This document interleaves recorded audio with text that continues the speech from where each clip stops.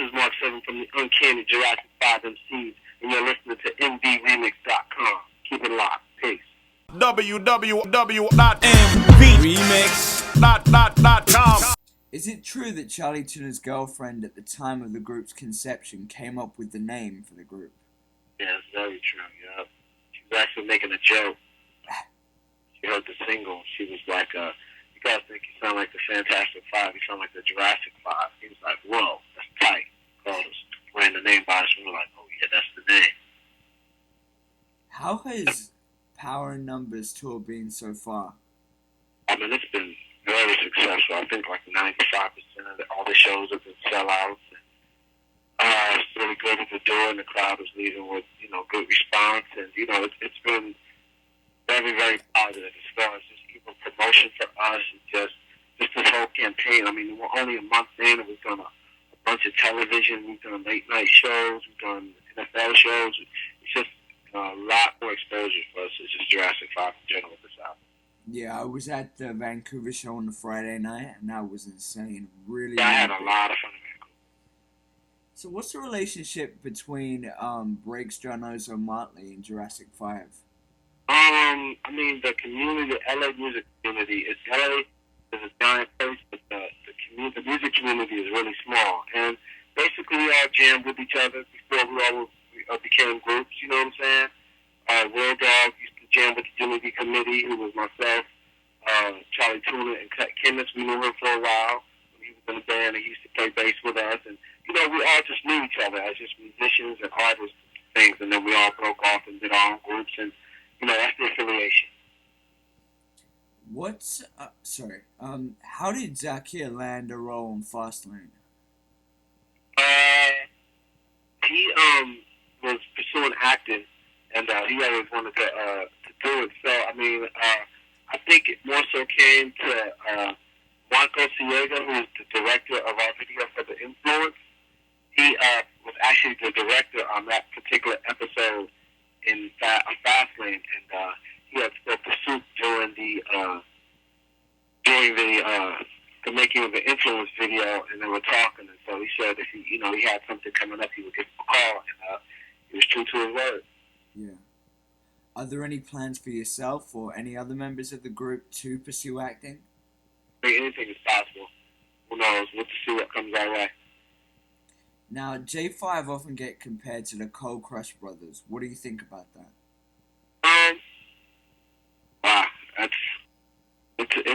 I consider it a compliment, and I think I can understand where that comes from, with the harmonies and things of that nature. But I definitely think Cold Crush brothers are on the league of their own.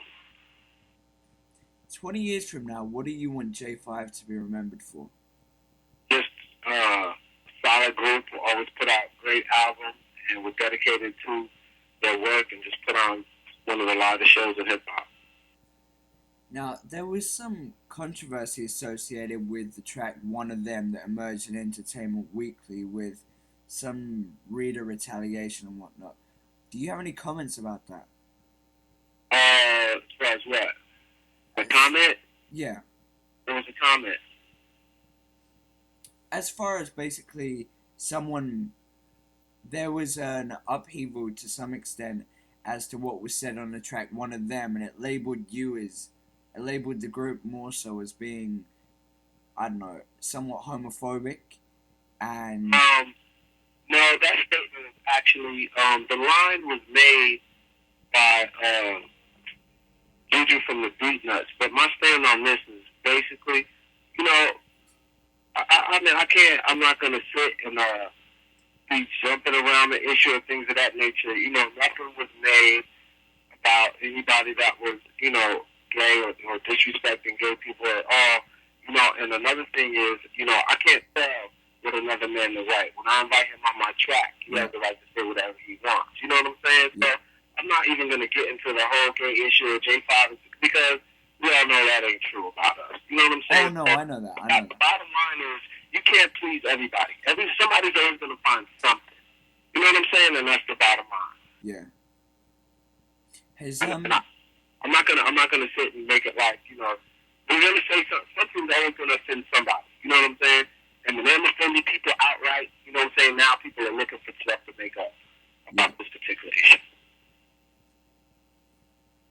Has Jurassic 5 changed management since Quality Control? Because I've noticed that you've gotten a lot more exposure and more deals and whatnot going on since the release of Power by Numbers in comparison to what you're doing then.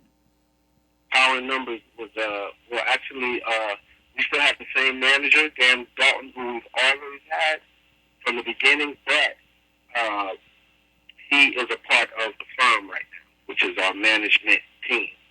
Okay. So same manager, different management company. What do you think of the Beatles? The Beatles? Yeah. I like the Beatles. I think they're very talented.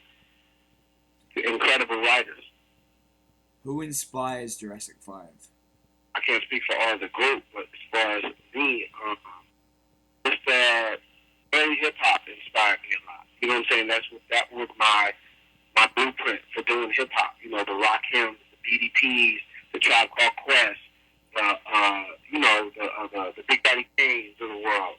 You know what I'm saying? That was my blueprint of what I thought hip hop was. What made me into the artist I am today. Do you have any idea how Cut Chemist and Marc come up with the ideas for the instruments they use? They're just two sick people. That's just the bottom line. They just test the limits. You know what I'm saying? Anything is possible. Yeah. This group, and that's why I like being in it, because we'll try it.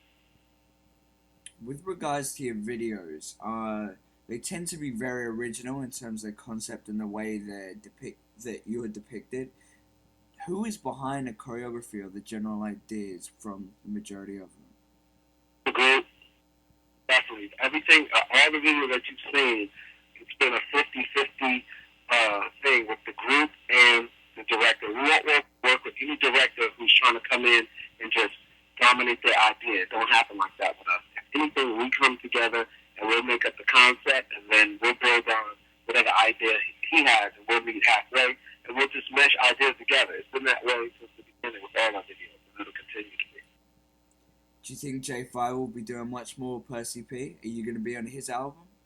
Say that again? Will J5 be doing much more with Percy P? Because he's got an album coming out on Stone's Throw, I believe. I hope so. I hope he gives us a call. We're more than willing to work with him again. Percy P is a great guy.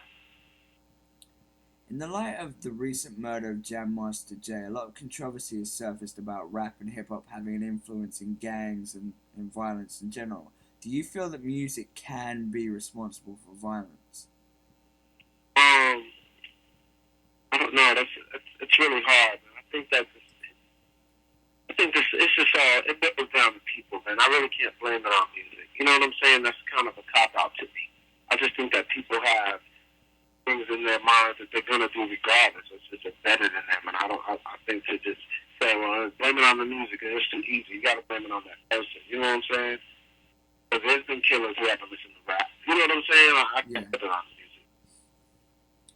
What's your perspective on the way J5 are now perceived as a group in terms of where they are at a level? Because people shun Linkin Park, but they also respect them in the same vein. But they label them as being mainstream radio and on a mainstream wavelength. Yet their last remix album featured Charlie Tuna and stuff like that. Where are J5 now? Do you think you're still underground? Do you think you're getting to the mainstream audience, or where do you reside? We're definitely not underground. Okay. That was done when the EP was over with. We signed a deal with Interscope. Those days were done. But I don't know where that place is. I think we're, you know what I'm saying? We're somewhere in the middle. You know what I'm saying? We're not underground, but we're not overground. You know what I'm saying? I don't know where our place is. I just know what we're doing, and that's just music, good music, as best we can. Wherever we fall or wherever people want to place us, we don't really worry about that because that's something that's out of your hands. Was the track Thin Line at all autobiographical or just more theoretical? Oh no, it was autobiographical. That was based off of experiences. My part was based off an experience with a woman, as well as the other guys dealt with situations that they had dealt with. Will there be any solo releases emerging from the group? I think so. I definitely think so. Are there any in the works? Tuna is working on something. I'm working on something right now. I'm working with DJ Retmatic. Doing some working on a record, and Akil's working on something. So everybody's got something, you know, in the works. Definitely. Kenneth has an album that he's working on. Marc is going to be doing something. So everybody has things they're working on.